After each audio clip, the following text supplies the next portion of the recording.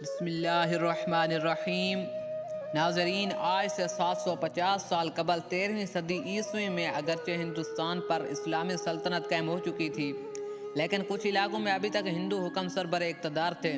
انہی ہندو حاکموں میں ایک راجہ سیوستان بھی تھا جو کہ چوپٹ راجہ کے نام سے مشہور تھا۔ سیوستان شہر کا موجودہ نام سیون شریف ہے، جو کہ صوبہ سندھ کا ایک قدیم شہر ہے اور جو ضلع جامشو کے ایک تحصیل ہے اور دریائے سندھ کے کنارے پر آباد ہے۔ 13ویں صدی عیسوی میں ابھی سیوستان شہر کو ایک تاریخی حیثیت حاصل تھی اور اس وقت سیوستان کا راجہ چوپٹ راجہ تھا۔ اس چوپٹ راجہ کے دور اقتدار میں ایک درویش نے سیون شریف کا رخ کیا۔ پھر اس درویش نے اپنے چند خدمتگاروں کے ساتھ سیون شریف کے اسی محلے میں سکونت اختیار کی۔ یہاں کی بیشتر آبادی طوائفوں پر مشتمل تھی، یعنی عورتوں پر مشتمل تھی، اور درویشوں کا یہ مختصر قافلہ شام کے وقت اس محلے میں داخل ہوا اور ایک کھلے میدان میں ان فاقہ مست لوگوں نے ڈیرے ڈال دیے۔ رات بھر مختلف مکانوں سے ناچنے گانے کی آوازیں آتی رہیں۔ شراب کے نشے میں بد مست لوگ فجر کی اذان تک شور مچاتے رہے۔ درویش اپنے اوراد اور وظائف میں مشغول رہا۔ اسی طرح رات گزر گئی، پھر صبح ہوئی تو خدمتگار صورتحال جاننے کے لیے محلے میں پہنچے۔ اس شہر کے گوشے گوشے میں ہندو آباد تھے، بس 2-4 گھر ہی مسلمانوں کے تھے۔ اس درویش کے خدمتگار جب ان مسلمانوں کے پاس گئے تو ان پر یہ صورتحال منکشف ہوئی کہ سیون شریف کے مسلمان نووارد درویشوں سے کہا کہ بابا آپ یہاں کیسے آ گئے ہیں؟ ہندوؤں کی بستی ہے اور وہ بھی گناہوں سے بھری ہوئی ہے۔ یہاں ناچنے گانے والی عورتیں رہتی ہیں جن کی سیاہ کاریوں نے ہماری زندگی کو وبال بنا دیا ہے۔ اگر کسی دوسرے شہر میں ہمارے لیے امان ہوتی تو ہم اس جگہ کو چھوڑ کر بہت پہلے ہی چلے جا چکے ہوتے۔ یہ اوباشوں کی نگری ہے جہاں دن رات آسمان سے لعنت برستی رہتی۔ اللہ ہی جانتا ہے کہ کب ہمیں اس عذاب سے مسلسل سے نجات ملے گی۔ درویش حیران اور پریشان واپس لوٹ آئے۔ اپنے مرشد سے کہنے لگے کہ شیخ یہاں سے جلد کوچ کر جائیں، یہ بستی ہمارے رہنے کے قابل نہیں ہے۔ خدام نے تمام صورتحال بیان کر دی اور کہنے لگے کہ ہم لوگ غلطی سے طوائفوں کے ایک محلے میں آ بسے ہیں۔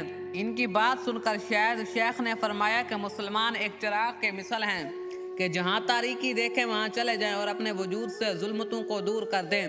بے شک ہم اس وقت فاسقوں اور فاجروں کی بستی میں خیمہ زن ہیں، مگر ہمارا قیام عارضی نہیں ہے، یہاں درویشوں کا ڈیرہ مستقل ہوگا اور اللہ تعالیٰ اپنی قدرت سے اس بستی کو تمام غلاستوں سے دور فرما دے گا۔ وہ پاک ذات ہے اور وہ اپنی پاکی کے صدقے اس زمین کے ساری کثافتیں دور ڈالے گا۔ خدمتگار اپنے شیخ کے فرمودات سن کر بظاہر تو مطمئن ہو گئے تھے، مگر وہ دلی طور پر اس کیفیت اور فضا میں عجیب سی خلش اور بے چینی محسوس کر رہے تھے۔ دن کے اجالے میں اہل محلہ نے اجنبی درویشوں کو بڑی حیرت سے دیکھا۔ لوگ ہنستے گاتے جھومتے لڑکھڑاتے اور خدا پرستوں سے ٹھٹھا کرتے ہوئے گزرتے تھے۔ سورج اپنے مستقبل پر گردش کر رہا تھا، یہاں تک کہ پھر شام ہو گئی۔ اندھیرے کی آمد سے پہلے ہی یہاں گھر گھر میں چراغ جل ہوتے تھے۔ عطر اور پھول بیچنے والے گلی کے موڑ پر کھڑے ہو جاتے تھے تاکہ خریدار اپنے باطنی تعفن کو چھپانے کے لیے خوشبو کا برسوں سے یہی کاروبار کر رہے تھے جو کہ جاری اور ساری تھا، مگر آج کی شام اچانک بازار کا رنگ ہی بدل گیا۔ روز کا معمول تھا کہ سورج ڈوبتے ہی خاموش گلیاں جاگ اٹھتی تھی، لیکن آج حیرت انگیز طور پر دور دور تک سناٹا پھیلا ہوا تھا۔ عطر اور پھول بیچنے والوں نے دیکھا کہ رقص اور موسیقی کے شائقین لوگ اس محلے میں داخل ہوتے تھے اور یکا یک گھبرا کر پیچھے کی طرف لوٹ آ جاتے تھے۔ آتے وقت ان لوگوں کے چہروں پر خوشی اور سرمستی کے آثار ہوتے تھے، مگر جاتے ہوئے وحشت اور سراسنگی کے ان کے چہروں پر پھول فروش انہیں آوازیں دیتے رہ جاتے، مگر وہ لوگ پلٹ کر بھی نہ دیکھتے اور اسی طرح واپس چلے جاتے کہ اب ان کے لیے بازار حسن میں کوئی کشش باقی نہ رہی ہے۔ جب رات ہوئی تو اس محلے پر سکوت مرگ کا سا گمان ہونے لگا۔ کہاں قبلوں گھنگروں اور آوازوں کا وہ شور کے کان بھر آواز سنائی بھی نہیں دیتی تھی، اور کہا یہ خاموشی کہ اس بستی کے مکین اپنے دلوں کی دھڑکنیں بھی سن سکتے تھے۔ آخر طوائفوں کے محافظ اور صورتحال جاننے کے لیے اپنے گھروں سے باہر نکل آئے اور پھول فروشوں سے اس سرد بازاری کا سبب پوچھنے لگے۔ گل فروشوں نے ایک ہی جواب دیتے تھے کہ آنے والے گلی تک تو آتے ہیں مگر آگے قدم نہیں بڑھاتے، پوچھو تو جواب نہیں دیتے، بس خاموشی سے لوٹ جاتے ہیں۔ گل فروشوں کا ناقابل فہم جواب سن کر بازار حسن کے نگہبان گلیوں کے موڑ پر خود ہی کھڑے ہو گئے۔ آنے والے آئے لیکن کچھ کہے بغیر چپ چاپ واپس چلے گئے۔ نگہبانوں نے واپسی کا سبب پوچھا تو بعض لوگوں نے بس اتنا ہی کہہ دیا کہ ہمیں اندر جاتے ہوئے ڈر محسوس ہوتا ہے۔ نگہبانوں نے خریداروں کو سمجھانا چاہا، حفاظت کا یقین بھی دلایا، مگر کوئی دلیل کام نہیں آئی۔ بحر کا کوئی شخص بھی گناہوں کے اس بستی میں داخل نہیں ہو سکتا تھا۔ وہ رات بازاروں کے اصولوں کے مطابق بہت سرد گزری، کوئی خریدار کوچہ حسن تک نہیں پہنچا تھا۔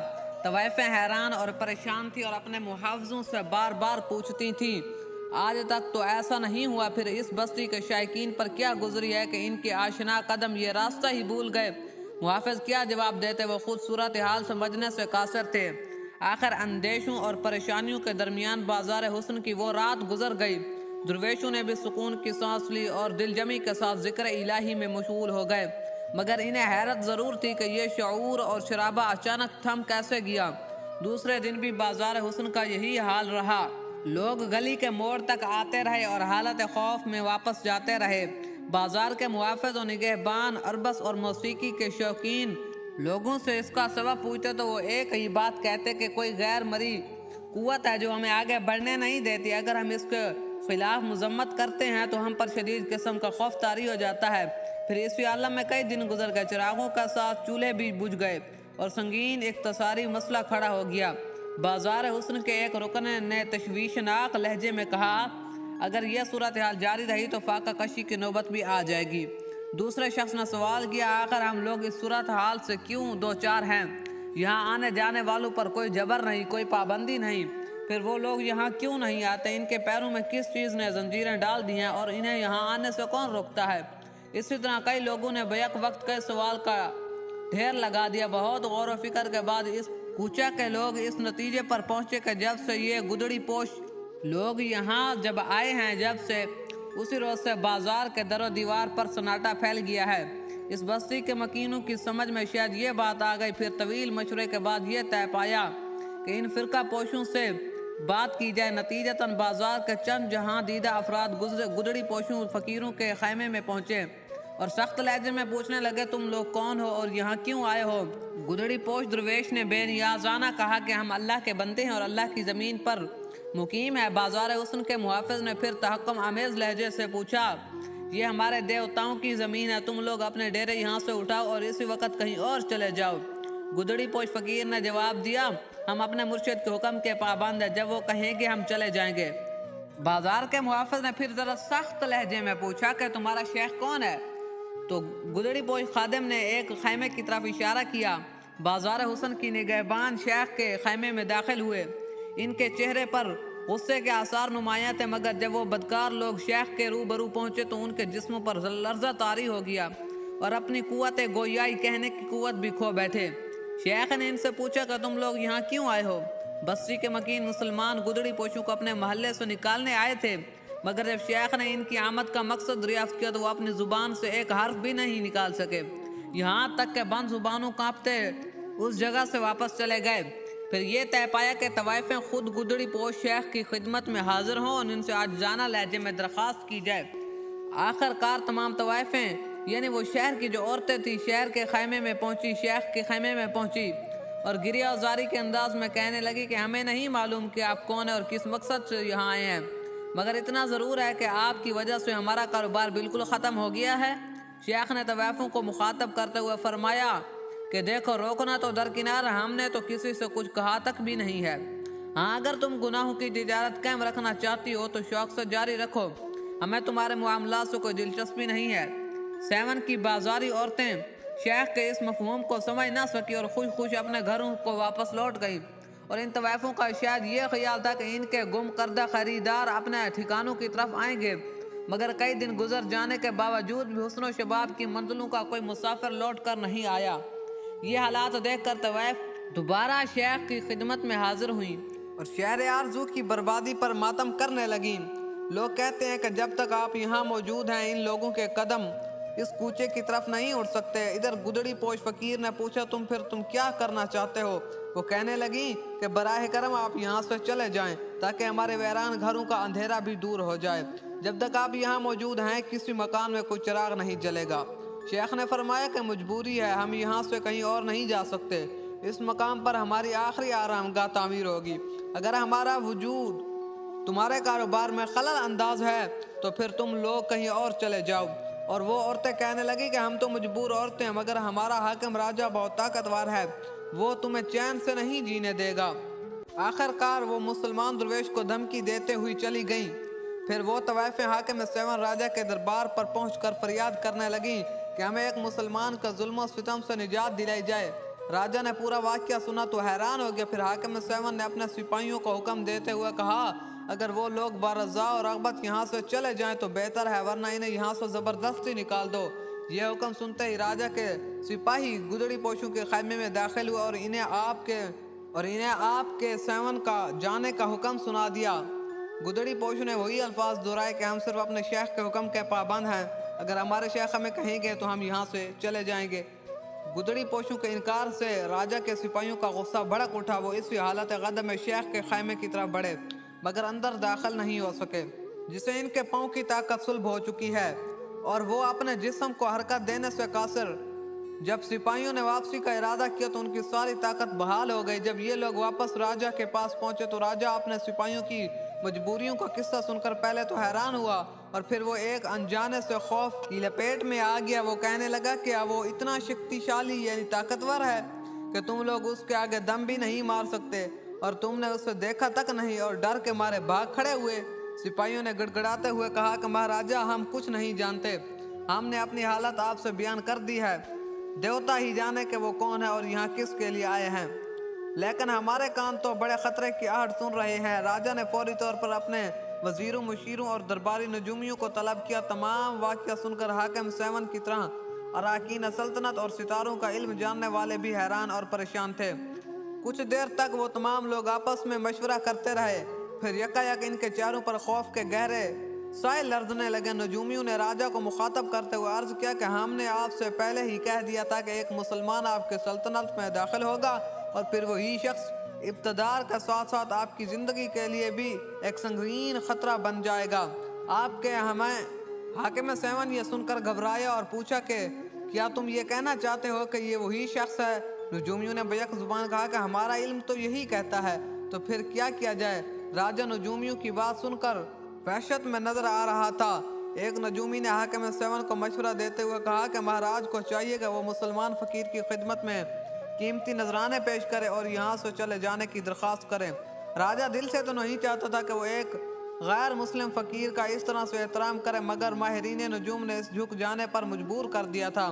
پھر ایک معتبر وزیر ہیرے جواہرات اور اشرفیوں سے بھرا ہوا خان لے کر درویش کی خدمت میں حاضر ہوا۔ اس وقت مسلمان فقیروں نے کھانا پکانے کے لیے آگ جلائی ہوئی تھی۔ راجہ کے وزیر نے جواہرات اور سونے سے بھرا ہوا خان شیخ کے سامنے رکھتے ہوئے عرض کی کہ یہ حاکم سیون کی طرف سے آپ کے لیے ایک گراں قدر تحفہ ہے، اسے قبول فرما لیجیے اور براہ کرم کسی دوسری جگہ تشریف لے جائیے۔ شیخ نے جب یہ تحفہ دیکھا تو وہ کہنے لگے کہ جسے تم گراں قدر تحفہ کہتے ہو اس کی حیثیت مٹھی بھر نہیں ہے ہمارے نزدیک۔ یہ کہہ کر شیخ نے اپنے ایک خادم کو حکم دیا کہ اس خان کو اٹھاؤ اور آگ میں ڈال دو۔ خدمتگار نے اپنے مرشد کے حکم کے مطابق اس خان کو اٹھا کر آگ میں ڈال دیا اور دیکھتے ہی دیکھتے ایک شعلہ اٹھا اور تمام لال و جواہر اور سونے کے ٹکڑے کو جلا کر خاک کر دیا۔ حاکم سیون کا نمائندہ کچھ دیر تک پتھرائی ہوئی آنکھوں کے ساتھ یہ ناقابل یقین منظر دیکھتا رہا۔ وہ جانتا تھا کہ سونا جو تپتی ہوئی آگ میں بھٹی میں بہت دیر کے بعد پگھلتا ہے، اسے معمولی آگ کے شعلوں نے چند ہی لمحوں میں جلا کر خاک کر ڈالا تھا۔ ایک مسلمان درویش کی یہ کرامت دیکھ کر وزیر گداگانہ لہجے میں کہنے لگا، میرا اس میں کوئی قصور نہیں ہے، میں تو راجہ کے حکم سے مجبور ہوں، میری جان بخشی کر دی جائے۔ پھر جب وزیر کانپتے ہوئے قدموں کے ساتھ واپس جانے لگا تو شیخ نے نہایت ہی پرجلال لہجے میں فرمایا کہ اپنے راجہ سے کہہ دینا کہ ہم یہاں سے واپس جانے کے لیے نہیں آئے ہیں، ہم بفضل خدا اس بستی میں تا دیر رہیں گے اور اسی کا حکم سے اسی جگہ ہماری قبر ہی تعمیر ہوگی۔ اگر حاکم سیون اپنی سلامتی چاہتا ہے تو خود ہی یہاں سے چلا جائے۔ وزیر دوبارہ حاکم سیون کی خدمت میں پہنچا اور اس نے لال و جواہر کے راگ ہو جانے کا پورا واقعہ سناتے ہوئے کہا کہ مہاراج وہ ایک انتہائی طاقتور سیاسی اور بہتر ہے کہ اس کی بات مان لی جائے۔ وزیر کی گفتگو سن کر راجہ غضبناک ہو گیا اور کہنے لگا کہ تو بزدل ہے، تو ایک معمولی سی بات سے ڈر گیا ہے، میں نے اس سے بھی بڑی شعبدہ بازیاں دیکھی ہیں۔ میری سلطنت میں ایسے کامل جادوگر ہیں جو مسلمان سنیاسی کے طلسم کو پارا پارا کر دیں گے۔ ماہرین نجوم نے بھی راجہ کو بہت سمجھایا لیکن وہ ضد سے کام لے رہا تھا، مگر حاکم سیون کے دماغ پر اقتدار کا نشہ طاری تھا، اس لیے اس نے اپنے کان بند کر لیے اور ایک ہی بات کو بار بار دہراتا رہا کہ وہ اپنے دل کی حسرتیں نکال لے۔ میں ہر نقصان برداشت کرنے کے لیے تیار ہوں۔ حاکم سیون کی ضد دیکھ کر وزیر اور مشیر تو خاموش ہو گئے۔ پھر جب مسلمان درویش کی اس ہیرے اور جواہرات کو جلا دینے والی کرامت کا شور ذرا بلند ہوا تو اس محلے کی طوائفیں جو تھی ترقی سکونت کر کے کسی دوسرے محلے میں چلے گئی۔ طوائفوں کے رخصت ہوتے ہی شیخ نے اپنے خدمتگاروں کو حکم دیا کہ ان طوائفوں کے مکانوں کو گرا دو اور زمین کو ہموار کر دو۔ خدام نے اپنے پیر و مرشد کے حکم پر فوراً ہی عمل پیرا ہوئے اور ان لوگوں نے طوائفوں کے مکانوں کو مسمار کرنا شروع کر دیا۔ ابھی تھوڑی ہی دیر گزری تھی کہ پورے شہر میں یہ خبر عام ہو گئی۔ ابھی ایک مکان بھی پوری طرح منہدم نہیں ہوا تھا کہ چند افراد گھوڑے پر نمودار ہوئے۔ پھر ایک توانا شخص وہ غصے سے بھرا ہوا نیچے اترا اور انتہائی غضبناک لہجے میں درویشوں کو مخاطب کر کے بولا کہ تم لوگ کس کے حکم سے مکانوں کو ڈھا رہے ہو؟ درویشوں نے کہا کہ ہمیں مرشد کی اجازت ہے اور انہی کا حکم ہے اور ہم شیخ کے حکم پر عمل کر رہے ہیں۔ اس شخص نے قہر آلود لہجے میں پوچھا کہ تمہارا شیخ کون ہے؟ خدمتگار اس سوال کا جواب دینے والے ہی تھے کہ شیخ اپنے خیمے کے دروازے پر جلوہ افروز ہوئے۔ درویشوں نے اپنے شیخ کی طرف اشارہ کرتے ہوئے کہا کہ وہ ہمارے شیخ۔ مسلح شخص یہ دیکھ کر آگے بڑھا اور چیختے ہوئے بولا کہ میں اس زمین کا مالک ہوں، تم لوگ کس حیثیت سے میرے تعمیر کردہ مکانوں کا مسمار کر رہے ہو؟ اس کے ساتھ ہی راجپوت زمیندار کے منہ سے کچھ نازیبا الفاظ نکل پڑے۔ شیخ نے کچھ کہے بغیر اپنے عصا سے زمیندار کے جسم پر ایک ضرب لگائی اور پھر پورا علاقہ اس کی چیخوں سے گونجنے لگا۔ وہ زمین پر گر کر کسی ذبح کیے ہوئے جانور کی طرح تڑپنے لگا۔ راجپوت سیمیدار کے ساتھ یہ حیرت اور خوف کے ساتھ یہ سارا منظر دیکھ رہے تھے۔ پھر دیکھتے ہی دیکھتے ذمہ دار اس دنیا سے رخصت ہو گیا۔ اس کے ملازمین پر اس قدر دہشت طاری ہوئی کہ وہ درویشوں کو روکنے کی بجائے وہاں سے فرار ہو کر راجہ کے پاس پہنچے اور سارا واقعہ اس سے بیان کر دیا۔ مہاراج، اگر مسلمان سنیاسی کو نہ روکا گیا تو پورے سیون میں ہرچلا مچ جائے گا۔ راجہ نے اس وقت سپاہیوں کا ایک دستہ روانہ کیا اور یہ حکم دیا کہ ایک معزز شہری کے قتل جرم میں مسلمان سنیاسی کو گرفتار کر کے ہمارے سامنے پیش کیا جائے۔ بعض روایتوں میں یہ بھی درج ہے کہ خود حاکم سیون سپاہیوں کو لے کر درویش کے پاس پہنچا اور نہایت تحقیر امیز لہجے میں بولا کہ راجپوت زمیندار کے قتل کا حساب کون دے گا؟